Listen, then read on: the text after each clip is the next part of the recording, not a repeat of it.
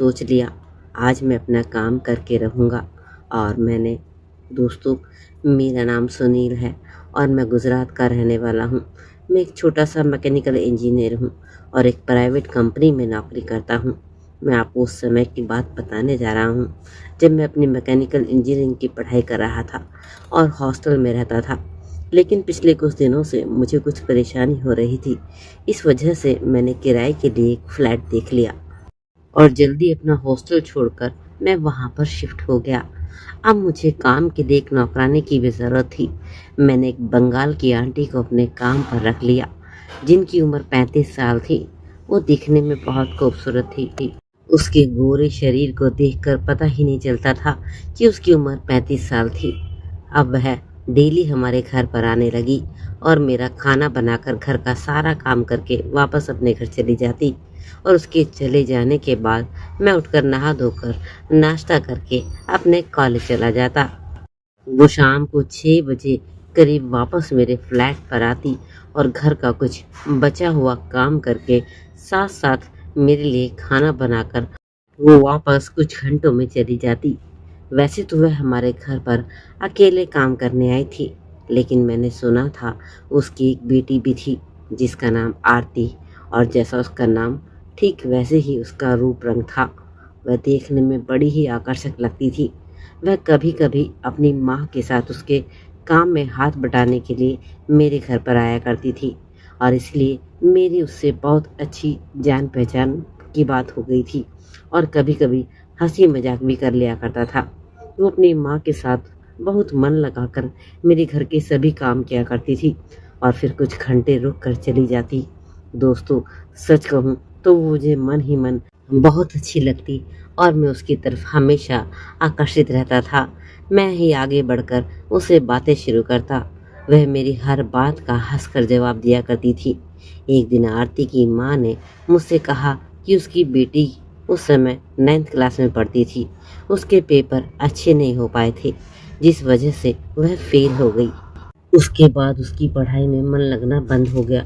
फिर मैंने उनसे कहा कि आप उसको कोई अच्छे से प्राइवेट टीचर से बात करके पढ़ाने क्यों नहीं भेजती हो। तो मेरे मुंह से बात सुनते ही वो रो पड़ी। उसकी आंखों से आंसू बाहर आने लगे।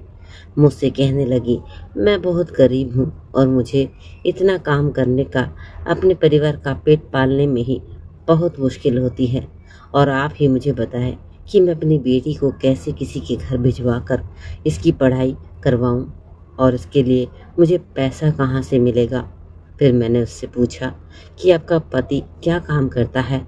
तब वह कहने लगी कि उसका पति कुछ समय पहले एक बड़े कपड़े की फैक्ट्री में काम किया करता था, लेकिन अचानक से एक दिन वह फैक्ट्री घाटे में चली गई जिसकी वजह से वह बंद हो गई और उसका जब से घर पर ही बैठा है, कोई काम नहीं करता। बस कभी कभी मजदूरी करने जाता है तो कुछ पैसे बनाकर ले आता है, लेकिन उससे बहुत ही कम आमदनी हो पाती है। और फिर वो मुझसे बोली, अगर आप बुरा ना माने तो आपसे एक बात कहूँ। फिर मैंने कहा कि हाँ हाँ बोलो ना, क्या कहना है। उसने मुझसे कहा कि आप ही कभी कभी थोड़ा समय निकाल कर मेरी बेटी को पढ़ा दीजिए। फिर मैंने तुरंत उसे हाँ कह दिया कि हाँ ठीक है, लेकिन मैं इसके लिए तुमसे कोई पैसा नहीं लूँगा। और वह मेरे मुंह से यह बात सुनकर बहुत खुश हो गई और वह मुझे दुआ देने लगी। अब आरती हर रोज़ अपनी माँ के साथ मेरे घर पढ़ाई करने के लिए आने लगी और मैं उसको पढ़ाने लगा। और फिर एक दिन मैं उसको पढ़ा रहा था और वह मेरे सामने बैठी पढ़ रही थी। आज उसने कुछ ढीले कपड़े पहने थे जिसकी वजह से वह नीचे झुककर कुछ लिख रही थी। मैंने उस दिन पहली बार सोचा कि आरती से बात करूं, लेकिन डर था कहीं अगर बाहर किसी को पता चल जाया तो हम दोनों के साथ साथ बुरा होगा और मेरे साथ साथ उसकी भी बहुत बदनामी होगी। लेकिन मेरा दिल इतनी बातें सोचने के बाद भी आरती से बात करने के लिए बड़ा बेचैन था और मैं उसको पढ़ाते समय कभी उसको कुछ बोल देता, लेकिन वह कभी भी मुझे कुछ नहीं कहती और ना ही मेरी किसी भी हरकत का विरोध करती। जिसकी वजह से मैं धीरे धीरे आगे बढ़ता चला गया। दिनों से तलाश थी। आज आरती घर पर किसी वजह से अकेले काम करने आई थी। जब मैं उससे पूछा कि तुम अकेली क्यों आई हो, तो कहने लगी मेरी मम्मी की तबीयत कुछ खराब है, इसलिए उसको आज अकेले ही आना पड़ा। और इतना कहकर वह अपना काम करने लगी। फिर उस समय उसको अकेला देखकर मैंने मन ही मन में ठान लिया कि आज किसी भी तरह से अधूरे काम को अंजाम दूंगा। और मैं आज मन ही मन बहुत खुश हो रहा था। फिर मैंने देखा कि आरती उस समय रसोई में अपना काम कर रही थी। मैं रसोई में पहुंचा और उससे कहा कि आरती, मेरा सर आज बहुत दर्द कर रहा है, क्या तुम मेरे सर में तेल लगाकर मालिश कर दोगी? और वो मेरे उस काम के लिए तुरंत तैयार हो गई। वह अपना काम वहीं पर वैसे ही छोड़कर सीधा मेरे साथ मेरे कमरे में आकर मेरे सर को दबाने लगी और उस पर अपने हाथों को तेल लगाने लगी। मैंने उस समय अपने दोनों आंखें बंद कर रखी थी। तभी अचानक से मैंने जानबूझकर एक हाथ पीछे हटाने के बहाने मैंने उसको देखा, जिसकी वजह से वह झट से थोड़ा सा पीछे हट गई। मैं बिल्कुल अनजान बनकर उससे पूछने लगा कि क्या हुआ, लेकिन वह कुछ नहीं बोली और थोड़ा सा शर्मा गई। फिर मैंने देखा वह वहाँ से एकदम गुस्से में लाल हो गई थी। तब मैंने सही मौका देखकर तुरंत उसको अपनी बातों में एक ज़बरदस्त मुस्कान दी। उसी समय मैंने उसके मन को टटोला। दोस्तों, मैं अपने मन की बात कहूँ तो उस दिन मैंने पहली बार उसको इतने करीब से देखा। उसके हाथ एकदम फूलों की तरह मुलायम थे। तभी कुछ देर बाद उसने एक झटके से खुद को दूर हटा दिया और वो रोने लगी। जैसे ही उसने रोना शुरू किया, मैं घबरा गया। मेरे पसीने छूट गए। मैं डरने लगा ये सब बातें वह कहीं बाहर न बता दे। मैंने उसको समझाने लगा। मैं उससे बोला कि तुम मुझसे डर क्यों रही हो, यह तो बस मैंने तुम्हारे मन को खुश करने के लिए किया था और मैं तो कभी भी तुम्हारा बुरा नहीं चाहूँगा। मैं हमेशा तुम्हें फ्री में पढ़ाऊँगा। तुम्हें मैं हिंदी, इंग्लिश और साथ में कंप्यूटर भी सिखाऊँगा, जिससे तुम एक अच्छी नौकरी पा सको। फिर इस तरह से उसको देर तक समझाता रहा।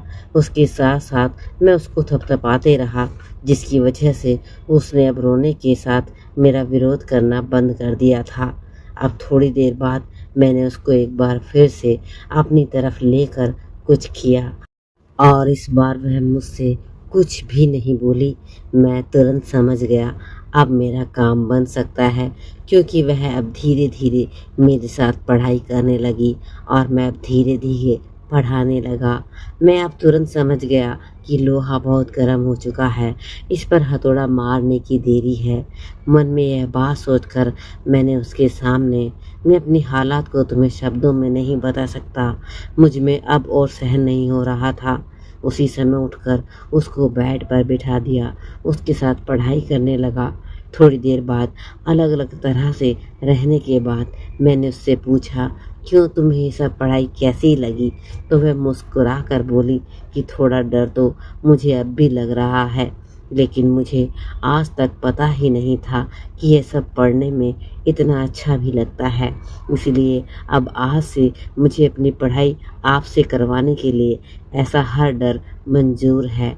लेकिन क्योंकि आज मैं एक लड़की नहीं बल्कि एक अच्छी इंसान बन गई हूँ और आज आपने मुझे वह सुख देकर मेरे ऊपर बहुत बड़ा एहसान किया है, इसलिए अब जब कभी भी आप मुझे ऐसी पढ़ाई करवाने के लिए कहेंगे, मैं तैयार हूँ।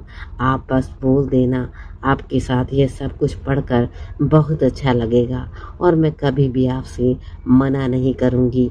मैं भी उसे दिलासा दिलाई, तुम्हारा डर देखना जल्दी ही ख़त्म हो जाएगा और जब हम दोबारा से ये पढ़ाई करेंगे तो तुम आसानी से कर पाओगी, तुम्हें और मज़ा आएगा। उसके बाद वह वॉशरूम में फ्रेश होने के लिए चली गई। जब वह बाहर आई तो मैंने देखा कि चादर उसके पसीने की वजह से गीली हो गई। बेडशीट को बदलकर उसकी जगह दूसरी बेडशीट को बिछा दिया ताकि उसकी माँ को किसी भी तरह का कोई शक ना हो। मैंने सीट को बाथरूम में ले जाकर अच्छी तरह से धो डाला और साफ़ हो गई। उसके बाद आरती ने हम दोनों के लिए किचन में खाना बनाया और फिर से घर वापस चली गई। जाते समय मेरी तरफ मुस्कुराते हुए कहने लगी कि मैं कल फिर से आऊँगी और मुझे तुमसे यह बोलकर चली गई। और उसके जाने के बाद मैं उसके बारे में सोचता रहा, न जाने कब मेरी आँख लग गई।